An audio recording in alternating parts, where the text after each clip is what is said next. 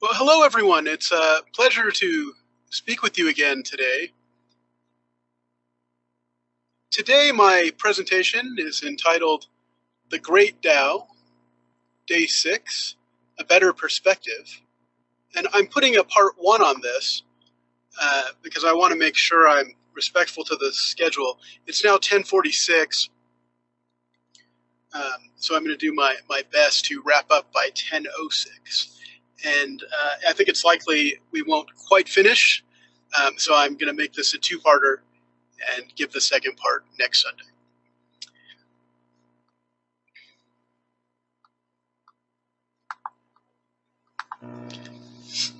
So in this chapter of the Tao of Joy Every Day, Derek opens the chapter, or the day, so to speak, speaking of Shang Tzu and how he often used nature to teach lessons about the Tao.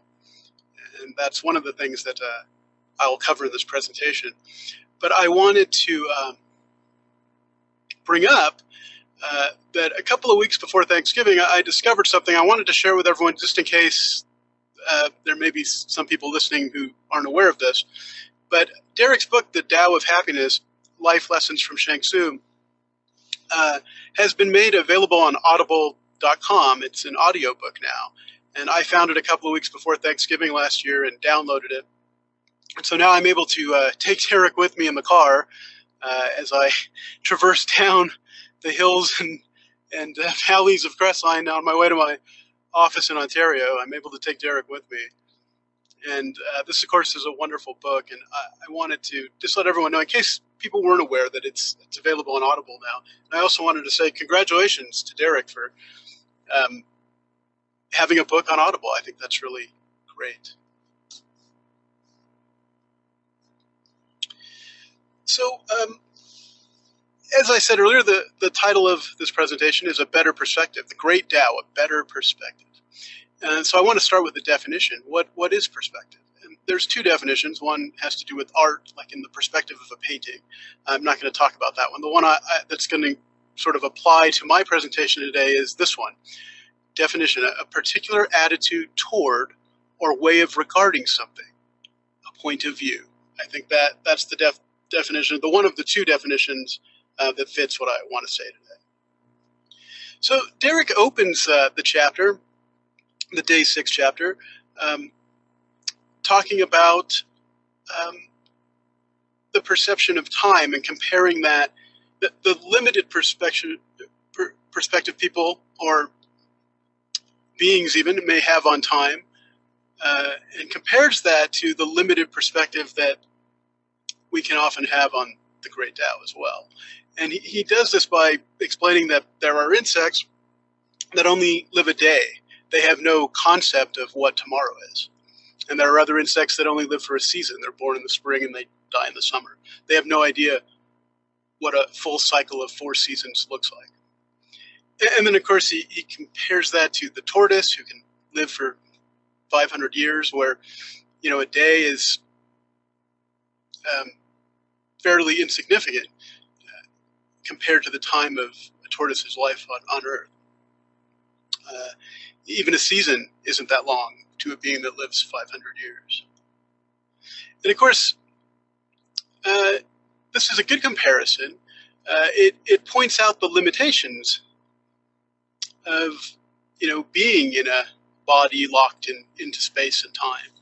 And time, of course, is an interesting thing that it's a good parallel to explain our limited perspective. We humans, we think we know a lot about time until we really start to think about it. If you look at the cultural evolution of how we look at time, we've gotten better at understanding it. We've gotten better at measuring it, but we still don't fundamentally understand it. It is still quite a mystery. And that way it makes a good analogy. The perspective on time makes a good analogy to the perspective of the Great Tao. We glimpse it, but it is vast. And it's from our limited perspective, we can't fully understand it, because it is so vast and all-encompassing. We tend to focus on this world and the material things of the world, the material reality of the world. And the Tao, of course, is part of all that as well, but it's also part of the limitless spiritual world as well. And we can often not be able to grasp that. And as it is with time, to Newton, time was an immutable property of the universe that didn't change and just constantly ticked forward. Then Einstein came along and proposed that maybe that's not the case, and maybe time is relative. And of course now, years after Einstein, this idea has been tested so much, we know that, yeah, time is actually relative. As you move through space, time will actually slow down for you, which is strange and odd, but that is how it is. Nature is the way it is, whether we like it or not.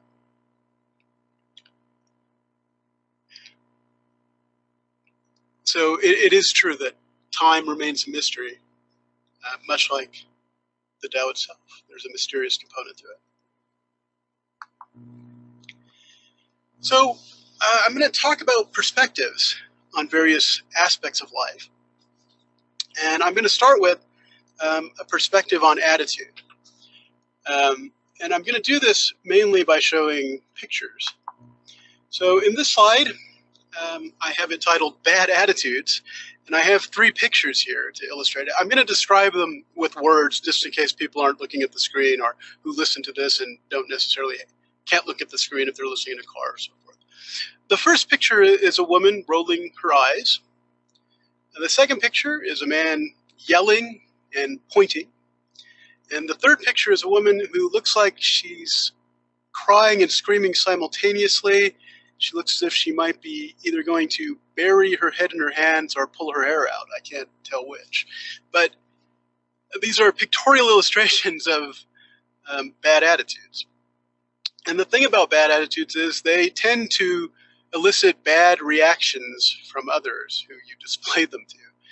And when that happens, when you have a bad attitude and you elicit bad reactions, generally the result is bad results. And that's not the Tao. By contrast, there's good attitudes. And once again, I'll describe these pictures that I've chosen to illustrate good attitudes. So there's a woman on the left smiling, giving the A-OK sign. The second picture is probably the cutest, happiest baby I've ever seen. And no, it's not one of my own, but this is an incredibly cute baby. And then the third picture is a man with such an incredible smile that it takes up his entire face. I mean, it's not just around his mouth area. The smile almost goes from his forehead, through his eyes, through his nose, through his cheeks, down to his chin. He's just a vibrant, full smile. And these pictures illustrate what a good attitude looks like. And when you have a good attitude, you have a better chance of eliciting good reactions from people. And good attitude from you, together with good reactions from others as they relate and interact with you, generally leads to good results. So attitude's important. It's important to have a Tao perspective on attitude. It can really make the difference in how your life unfolds.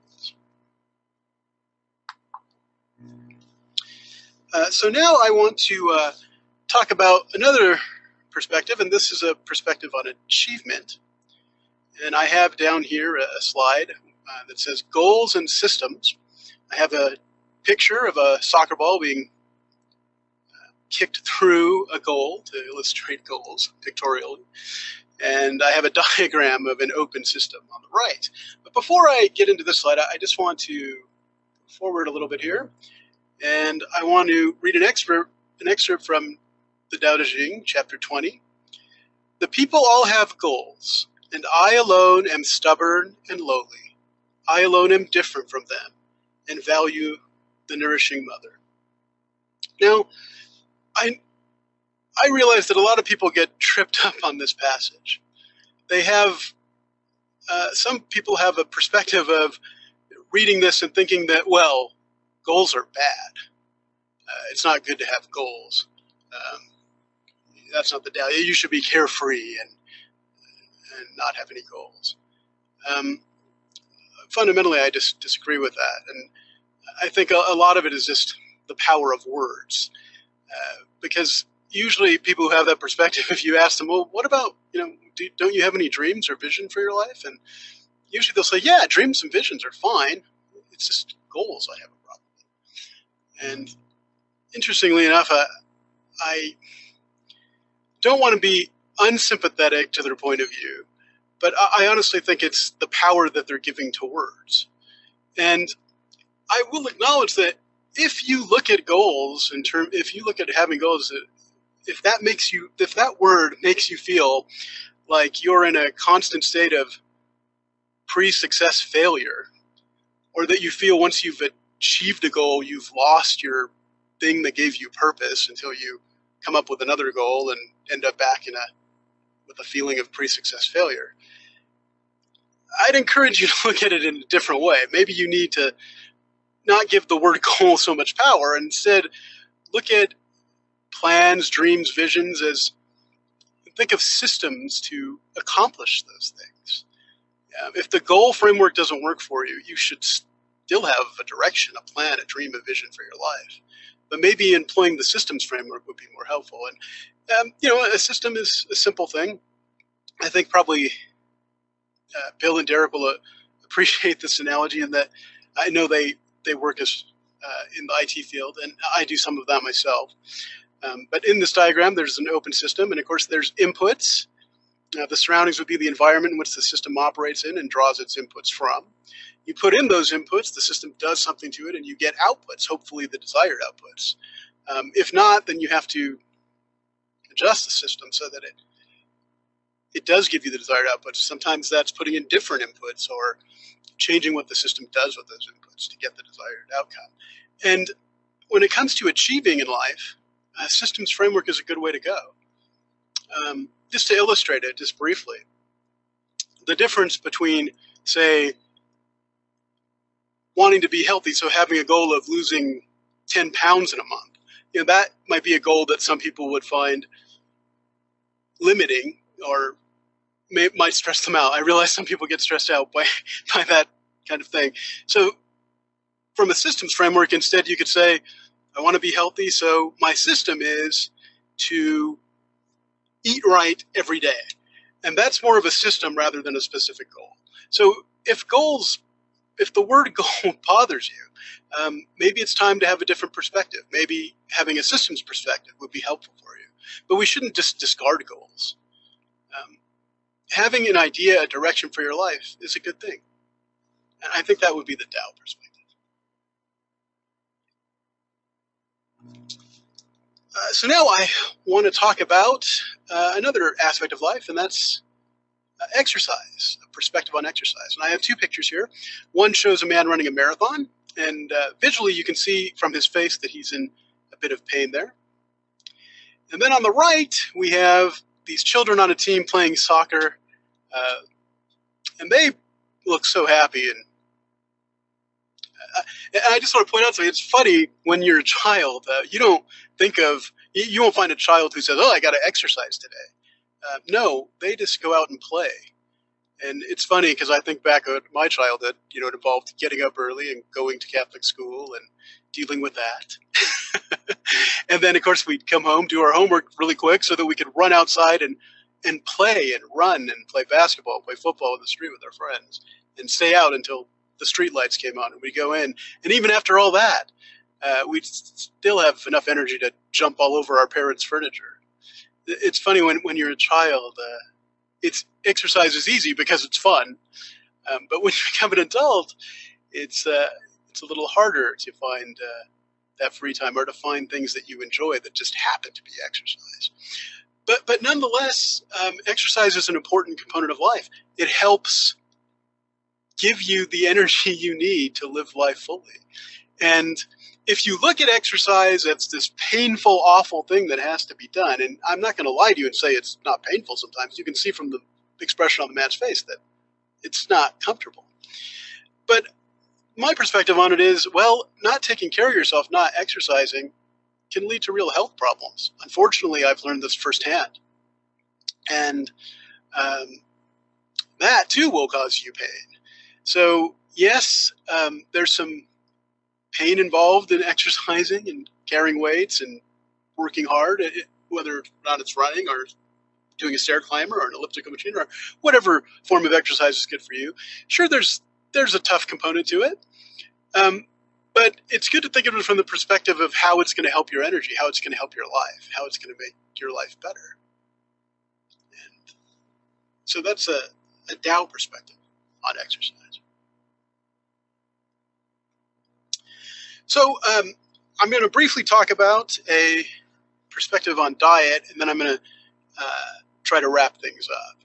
So when it comes to my perspective on diet, the way I look at it, there's healthy foods and there's unhealthy foods. Now, what's unhealthy for me may not necessarily be unhealthy for you, because we're all different and unique.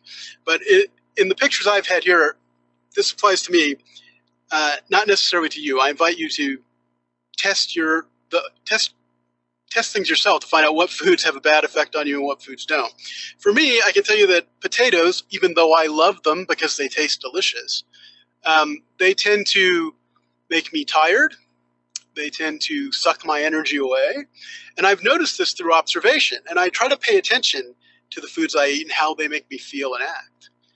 And even though I love potatoes, I've trained myself to look at them and go, and instead of seeing a delicious pot of potatoes that I want to eat the whole thing of, instead I look and see myself in an hour feeling tired and devoid of energy.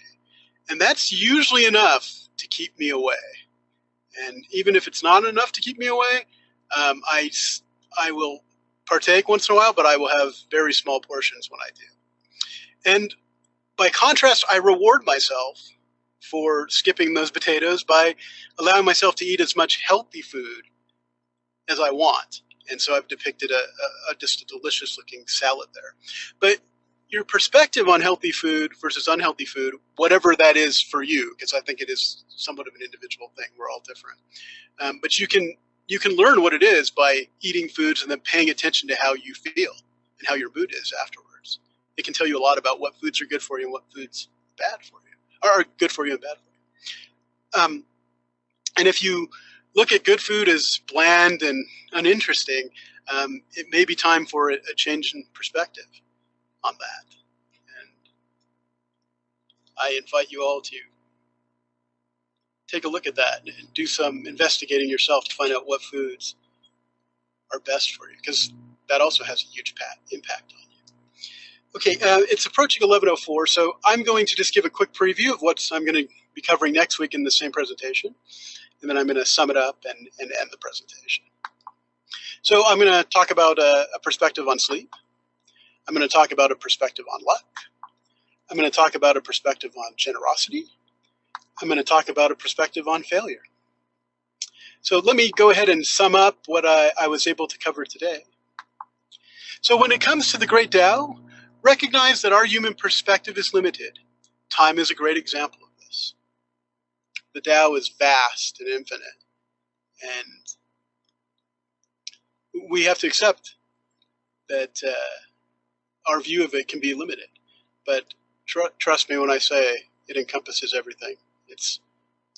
There's a reason why it's the Great Tao. Attitude plays a huge role in how our lives unfold, so it is worth paying attention to it. If your attitude is bad, come up with a system for cultivating a good attitude. It will be like inviting the Great Tao into your life. It is okay to have dreams and visions for the future, aka goals. Try using the systems framework to achieve them instead of the goals framework if the word goals stresses you out. Diet and exercise are tied to how we feel and act. These two aspects of life are vital and have a huge impact on our energy. I just want to end with a book recommendation, The Tao of Joy Every Day, a great book to use daily to help one study and learn the Tao teachings and put them into action.